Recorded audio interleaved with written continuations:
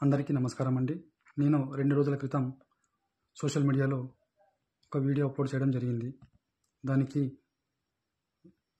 వెంటనే మంత్రివర్యులు నారా లోకేష్ గారు స్పందించి ఉన్నతాధికారులతో మాట్లాడి, నాతో స్వయంగా ఫోన్లో మాట్లాడి సమస్యను తెలుసుకొని అతి త్వరలో సమస్యను పరిష్కరిస్తానని హామీ ఇచ్చి 24 గంటల్లోనే నాకు న్యాయం చేసి నా భూమిని నాకు ఇప్పించడం జరిగింది.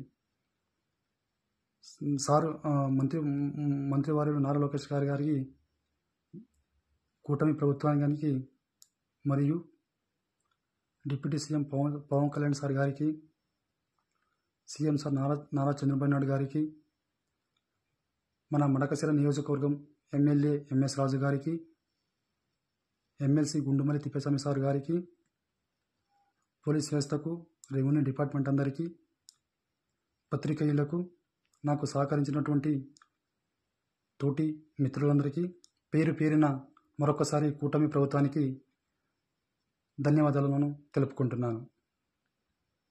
ఇట్లు జై జవాన్.